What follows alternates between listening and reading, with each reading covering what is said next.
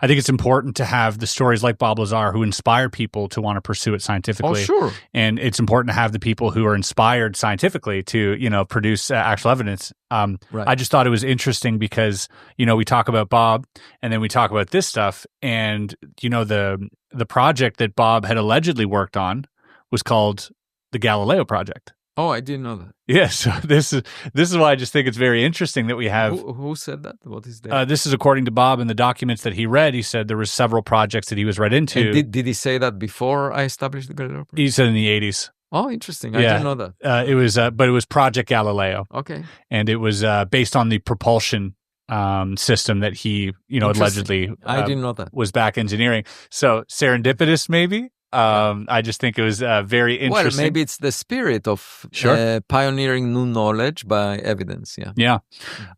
Okay, we're going to get to a few questions from the audience. I think you might enjoy this one.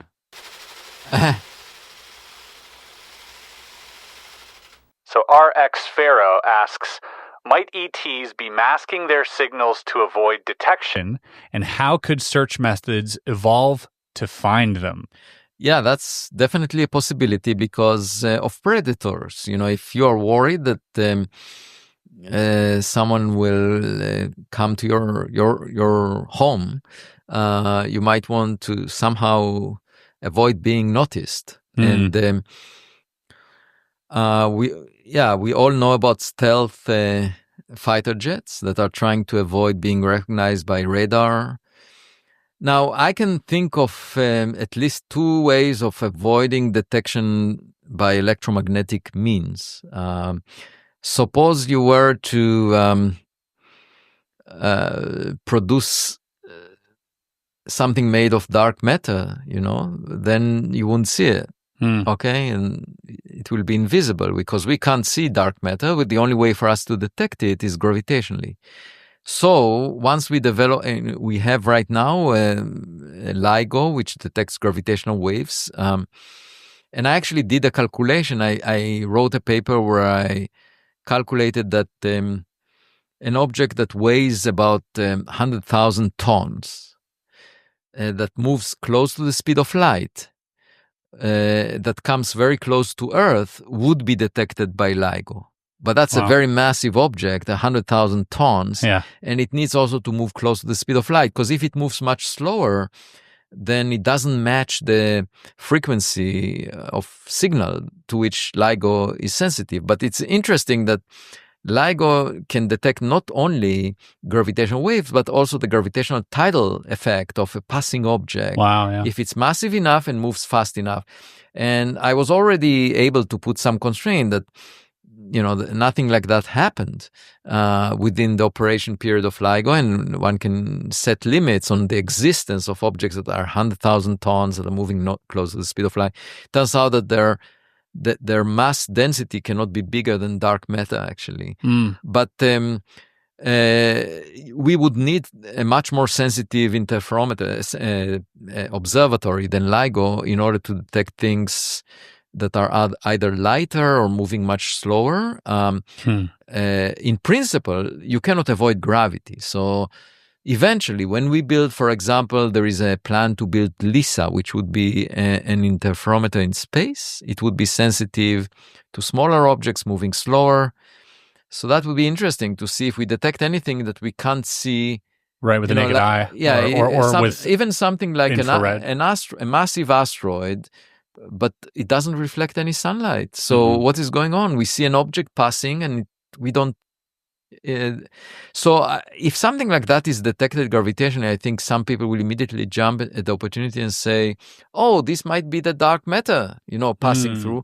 But it could also be a stealth some type of technology. Yeah, it could be that. That's interesting. So I'm saying there will be a new window that will open up once we are able to detect gravitationally, because you can imagine things that avoid detection electromagnetic. Now, another thing that we tried for 70 years is detecting radio signals from other civilizations, which is SETI. similar. SETI, similar. And by the way, SETI people are very hostile to UAP research. And I mean, there's a lot of people in this space that think that it was almost like a campaign against. I can tell you that Carl Sagan, who was, a part of it, was vehemently sort of against this idea. And they now ban discussions on such subject like UAP in their conferences, which is really inappropriate. It's not only that not working on it. It's so strange. They're trying to prevent discussion, which makes no sense. No, because that's the reason they were established, essentially. Theoretically, they were the search for extraterrestrial intelligence. No, but also that this particular search can be done in different ways. Yeah. It's not just looking for electromagnetic signals or looking for primitive life or looking for, you could also search for objects near Earth. Why is that banned? It makes no sense. I mean, this should be part of the methods, the variety of methods that one is using is, in the context of dark matter, we use many different approaches to detecting dark matter. And I've never heard of a community of people who search using one method, banning the discussion on the other method. That makes seems a little selfish. Especially, also they never found anything. Okay, so if their method produced results, I would say, okay, we now have something. We caught some fish. We should use the same hook. But they haven't caught any fish, and so I'm suggesting a different approach. Why would that be banned? But at any event, we looked for radio signals, but you can imagine signals that are not communicated by electromagnetic means. For example, imagine that we can produce, or another civilization can produce waves in the dark energy that fills up the universe, or then it would be a completely different approach to communication that is not being detectable as of now by all of our detectors. So, in principle, there might be civilizations that maintain longevity just because they managed to avoid the most obvious ways of detection. And there are no predators. I mean, we might have predators coming to our planet. It's just that we transmitted radio signals for 100 years. So there aren't many planets, many stars out to 100 light years. But, within a millennium, we will have... our signals will go 10 times farther, and that would mean 1,000 times more stars.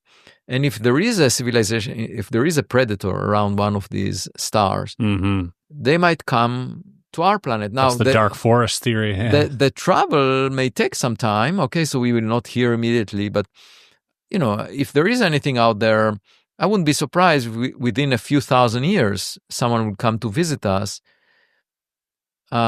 If they have a fast enough technology, if they are using chemical propulsions, like rockets like we use, they would get here within millions of years, which is, again, a very short time compared to the billions of years that characterize the... But if they're using something else...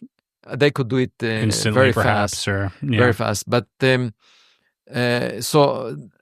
It's just like in the theory of evolution studied by Darwin, the fittest survive, and the fittest would be the one that is able to avoid being noticed, detected. Yeah.